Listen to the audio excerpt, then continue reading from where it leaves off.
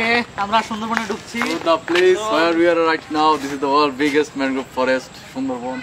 এখান থেকে এখানে কিন্তু বাঘ থেকে সাবধান থাকতে হবে, ঠিক আছে? অনেক বাঘ আছে।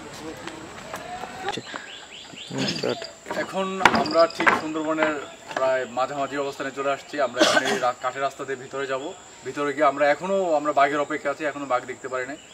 পাশাপাশি আরো অন্য যে বন্য প্রাণীগুলো আছে সেগুলো আমরা এখন দেখার জন্য যাব। সো আপনারা আমাদের সাথেই থাকেন। ওকে, কামান।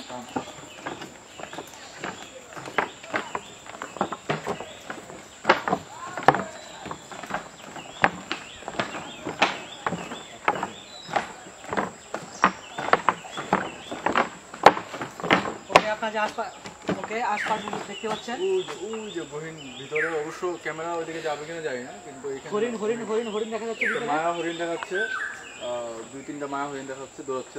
ক্যামেরা কি আসছে? সম্ভবত ক্যামেরা আসেনি। আমরা দেখবো আরো কাছ থেকে নেওয়া যায় কিনা, আমরা চেষ্টা করছি। আমরা আরো হরিণ কাছ থেকে আমরা ছবিগুলো নেব।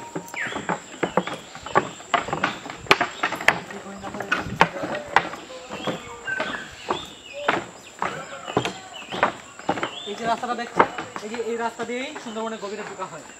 এই রাস্তা দিয়ে ঢুকলে আমরা খুব সম্ভবত বাঘের দেখা পেয়ে যাব। ততটুকু ধারণা করা হচ্ছে যে এইদিকেই বাঘ থাকার সম্ভাবনা খুব বেশি। তবে সাবধান, কখনোই অসাবধানতাবশত একা কাঠ থেকে নেমে যাবেন না। যে কোনো সময় যে কোনো প্রবলেম হতে পারে। আর সাথে আপনাকে প্রিজার্ভেশন হিসেবে কিছু জিনিস রাখতে হবে। আমি একটা জিনিস দেখাচ্ছি, সেটা হলো এই জিনিসটা আপনার সাথে রাখতে হবে। পাশাপাশি এখানে একটা আপনাকে দিয়াশলাই বা একটা লাইটার রাখতে হবে, এই জিনিসগুলো রাখতে হবে। তো ওটা সাবধানতার জন্য বলে দিচ্ছি। অবশ্যই পানির বোতল থাকতে হবে। আর ভিতরে কিছু আপনার আরও কিছু জিনিস আছে, যে ওটা আপনার সময় হলে দেখাবো। তো আসছেন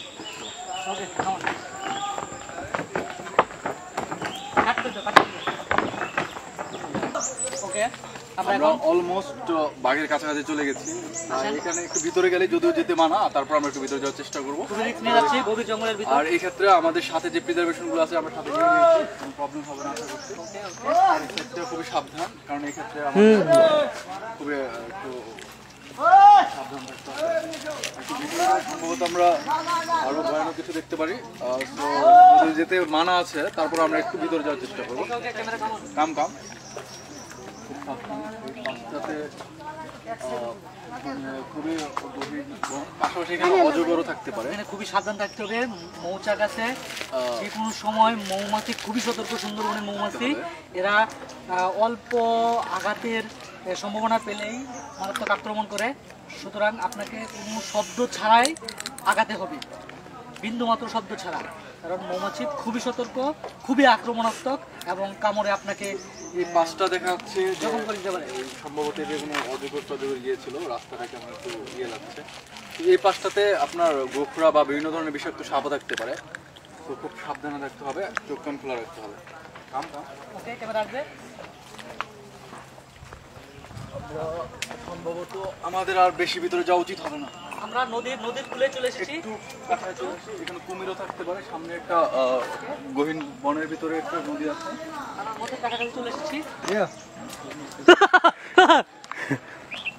মানুষ গেছে দেখবা,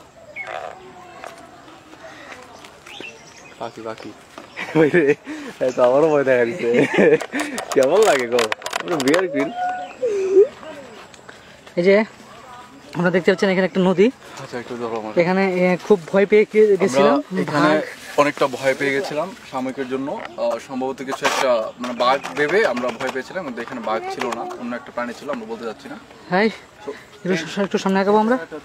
আমরা এই যে এখন একটু খোলা জায়গাতে এসেছি। তো এইখানটাতে আপনি হয়তোবা কুমির বা কিছু দেখা যেতে পারে।